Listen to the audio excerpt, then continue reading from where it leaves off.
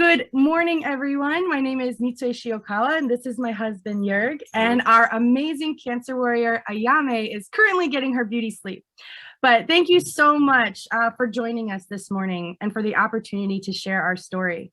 Today marks day 539 of our leukemia journey, and I'm ecstatic to report that Ayame is doing very well in this phase of treatment.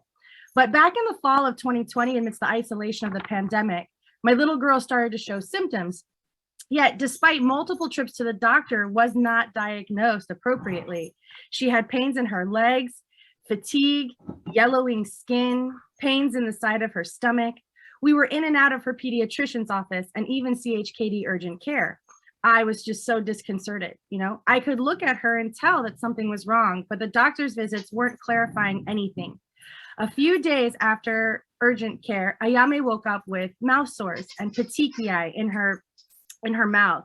My husband came to me with tears in his eyes and showed me the WebMD page for pediatric leukemia. And at that point, my heart just dropped because I knew deep down that this was the appropriate diagnosis. We head to CHKD and it was confirmed. Ayame has B-cell acute lymphoblastic leukemia. And from there, it's just been a whirlwind of traumatic experiences. No mom should have to hear their child scream from intense pain, from fear, just like leukemia moms have to. From all the pokies, as Ayame calls them, and intense chemotherapy protocols, steroid pulses that bring huge emotions and even more massive appetites, low blood counts, spontaneous nosebleeds that don't stop because chemo causes low platelets, and therefore she just wouldn't clot, ER visits in the middle of the night, and even the danger that a simple fever can bring. I live on high alert every day. Every moment of the day, I'm just on high alert, and it doesn't seem to end. To say these last 539 days have been difficult is an understatement. The journey has just been physically, emotionally, and psychologically arduous. And there's no way to articulate all that we've endured in this short speech. There's just too much trauma for her and for me. 40% of pediatric cancers are blood cancers.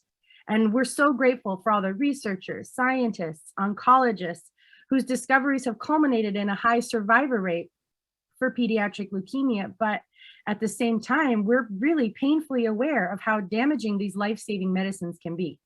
I'll never forget, in Ayame's very first chemotherapy treatments, we were inpatient at CHKD for 27 days.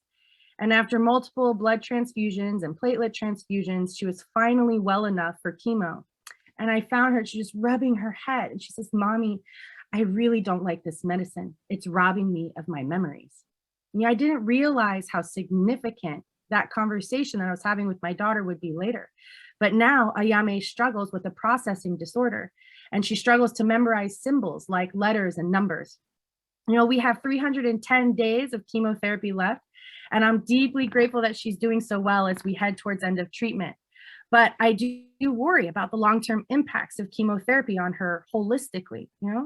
The reality is that approximately 80% of childhood cancer survivors develop one or more chronic health conditions as a result of their treatment. Yet only 5% of oncology drugs have been approved for first use in children. My daughter's meds are the same meds that have been used since the 1950s. There's got to be a better way. And this is why the work of the Leukemia and Lymphoma Society is critical.